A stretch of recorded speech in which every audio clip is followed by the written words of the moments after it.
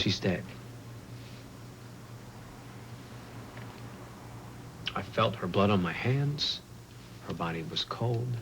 I wrapped it in chains, and I pushed it off the dock into the water. This much I know. I know we're both very stressed about all of this, but my mother cannot hurt us anymore. Okay? Okay. Okay.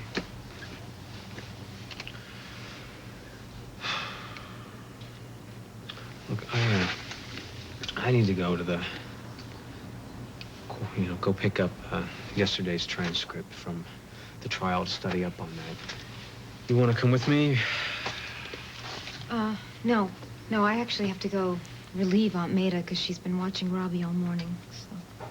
Okay. See, that's why I love you. Because you're always looking out for somebody else. That's one of the reasons I love you. I'll see you later, okay? Okay. All right.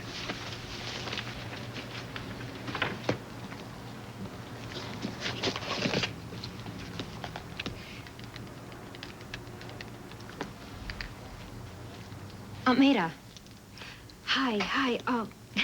How's Robbie? Great. Listen, do you mind watching him, a little while longer? I have something I need to do. Thank you.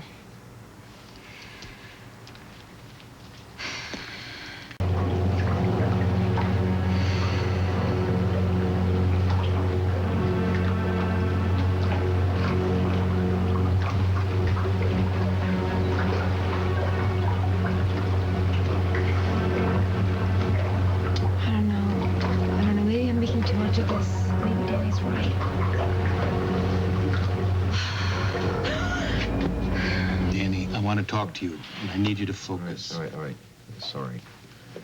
Sorry, I just wondering where Michelle is. I'm sorry. You can talk to her later. Now listen to me. Since the judge has declared there will be no mistrial, everything depends on the closing arguments. Right. Despite Aitoro's lifelong vendetta against you, despite the tainted evidence that's been introduced, a jury can sometimes behave like a single person. They can be unpredictable, and, Just say it, Ross. I want you to seriously consider a plea bargain, because we could... No, absolutely not. Hear me out. Now, I could discuss things with Doris, and we could go over some degree of manslaughter. Manslaughter? Yeah. Manslaughter. How much time would that put me away for? First degree is 25 years, but you would be 25. out in 10 to 12. Right, a minimum of 10 years. Let's see this. Let me ask you something. Would you want to miss out on 10 years of your children's lives? The alternative is never seeing them again. All right, I need to discuss this with Michelle. Of course. As if she ever shows up. I didn't mean to scare you, miss. You didn't. I was just, surprised. You must be lost. You sure don't look like you're going to be doing any fishing. No, that's exactly what I'm going to be doing. I, need to fish for some information. And I think you just might be able to help me. I can't miss the first 10 years of Robbie's life. Ross, I would never get them back. I fully understand what's involved.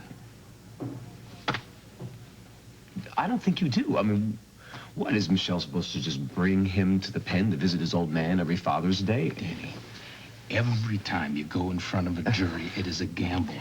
But with you, it's even more so. Now look at this. You've admitted to the killing. That's number one. And number two is your last name is Santos. I know. I'm sure everybody just thinks even my cousin Ray is one step up from a thug, right? Danny, I have seen a lot of juries over the years, and I'm afraid that this particular one is fixated on the fact that you did not call 911. You wrapped the body in chains, and then you threw it in the lake. They are fixated on the fact that you had the opportunity to report this incident, but for months and months you didn't. Right. Sure. I wonder why, Ross, because every cop in this town has given me such a fair shake Danny, before. Now, on the surface, it looks like premeditated murder. And I'm afraid that this jury, that's what they're seeing.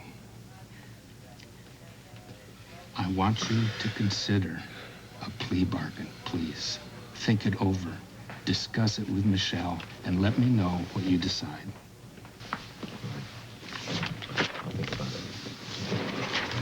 There's one more thing. Have either you or Michelle been contacted by Itoro? No. Well, I'm afraid he might want to get back at you. Have him pick a dark alley and call me.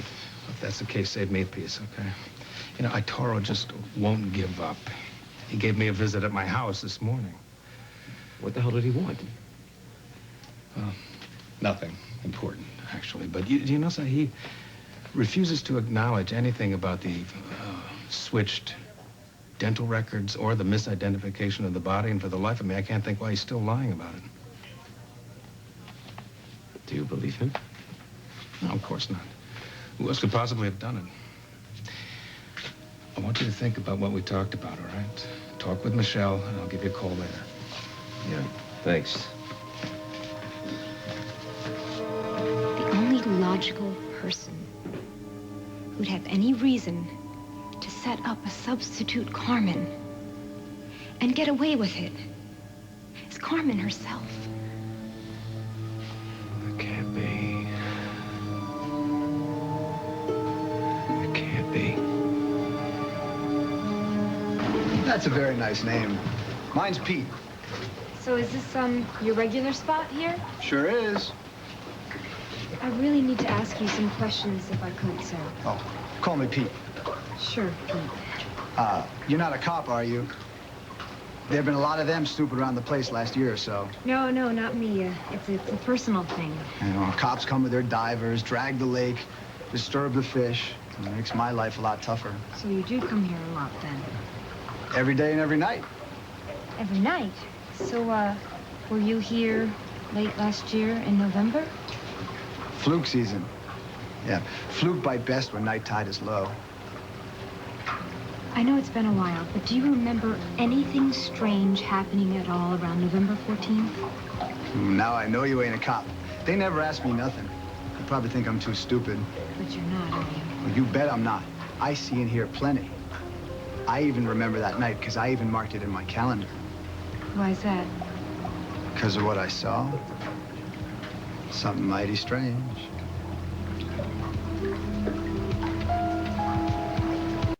So what was it that you saw that night? It was more what I heard. Gunshots. And then a splash. So you couldn't see anything? Well, not from where I was.